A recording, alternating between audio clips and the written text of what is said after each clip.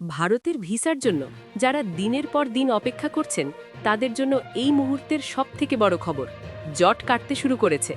পশ্চিমবঙ্গ এবং বাংলাদেশের মানুষের আবেগ আর অর্থনৈতিক পরিস্থিতির কথা বিবেচনা করে আগামী ১৭ মে থেকে পুনরায় চালু হতে যাচ্ছে ভারতীয় ট্যুরিস্ট ভিসা। তবে সাবধান, খুশির খবরের আড়ালে এবার লুকিয়ে আছে মোদী সরকারের কিছু কঠিন শর্ত। এবার ভিসা পাওয়া কি আগের চেয়ে ১০ গুণ কঠিন হতে যাচ্ছে? কারণ প্রথমবারের মতো ট্যুরিস্ট ভিসার জন্য চাওয়া হচ্ছে একটি বিশেষ মেডিকেল সার্টিফিকেট।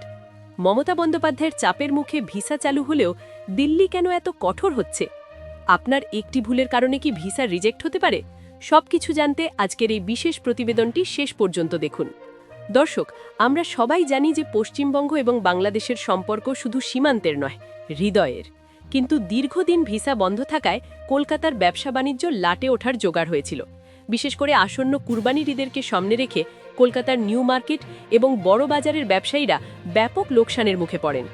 এই পরিস্থিতিতে পশ্চিমবঙ্গের মুখ্যমন্ত্রী মমতা বন্দ্যোপাধ্যায় কেন্দ্রীয় সরকারকে স্পষ্ট বার্তা দেন, দ্রুত ভিসা সমস্যার সমাধান না করলে বাংলার অর্থনীতি ধসে পড়বে। তার এই জোরালো বার্তার পরই কেন্দ্র সরকার নড়ে চড়ে বসে এবং ১৭ মে থেকে ট্যুরিস্ট ভিসা চালুর প্রাথমিক সিদ্ধান্ত গ্রহণ করে। ভিসা চালু হলেও প্রধানমন্ত্রী নরেন্দ্র মোদীর দপ্তর থেকে ৩টি বড় শর্ত জুড়ে দেওয়া হয়েছে। শর্ত ১, ডিজিটাল ফাইন্যান্সিয়াল ট্র্যাকিং। এবার শুধুমাত্র ব্যাংক স্টেটমেন্ট দিলেই হবে না, আপনার আয়ের উৎসের ডিজিটাল প্রমাণাদি আরও কঠোরভাবে যাচাই করা হবে। টাকার উৎস নিয়ে সামান্য সন্দেহ থাকলেও ভিসা রিজেক্ট হবার সম্ভাবনা ১০০%। শর্ত ২, কনফার্মড ট্রাভেল রুট। আপনি ঠিক কোন বর্ডার দিয়ে ঢুকবেন এবং কোথায় কোথায় থাকবেন তার একদম নিখুঁত রুট ম্যাপ আবেদনের সময় দিতে হবে। হুটহাট করে প্ল্যান বদলানোর সুযোগ এবার কম। শর্ত ৩, অতিরিক্ত ডকুমেন্টেশন।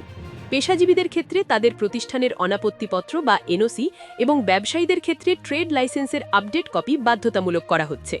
এবারের ভিসার সবচেয়ে বড় চমক বা শঙ্কার নাম হল মেডিকেল সার্টিফিকেট। অনেকের মনে প্রশ্ন, ট্যুরিস্ট ভিসায় কেন ডাক্তার দেখাবো? সূত্র বলছে ভারত সরকার তার অভ্যন্তরীণ স্বাস্থ্য নিরাপত্তা নিশ্চিত করতে চায়। বিশেষ করে দীর্ঘ সফরের জন্য আপনি শারীরিকভাবে সক্ষম কিনা এবং আপনার শরীরে কোনো সংক্রামক ভাইরাস আছে কিনা তার একটি ডাক্তারি সার্টিফিকেট আবেদনের সাথে পিন আপ করতে হবে। সতর্কতা, এই সার্টিফিকেটটি অবশ্যই সরকার স্বীকৃত কোনো ল্যাব বা বিএমডিসি নিবন্ধিত চিকিৎসকের হতে হবে। ভুয়া সার্টিফিকেট দিলে চিরস্থায়ীভাবে আপনার ভিসা কালো তালিকাভুক্ত হতে পারে। ১৭ মে থেকে যারা আবেদন করবেন তাদের উদ্দেশ্যে আমার কিছু বিশেষ পরামর্শ। ১, আপনার পাসপোর্টের মেয়াদ অন্তত ১ বছর রাখার চেষ্টা করুন। ২, নতুন ছবির ব্যাকগ্রাউন্ড যেন একদম সাদা থাকে এবং বর্তমান চেহারার সাথে মিল থাকে। ৩, মেডিকেল সার্টিফিকেটের ফরম্যাটটি আইভ্যাক থেকে প্রকাশিত হওয়ার সাথে সাথে সেটি সংগ্রহ করুন। ৪, কুরবানির ঈদের ভিড় এড়াতে ১৭ তারিখের পরপরই আবেদন করার চেষ্টা করুন। দর্শক, ভারতের ভিসা পাওয়া মানেই এখন অনেক বেশি নিয়মকানুন মেনে চলা। তবে সঠিক তথ্য থাকলে ভয় পাওয়ার কিছু নেই।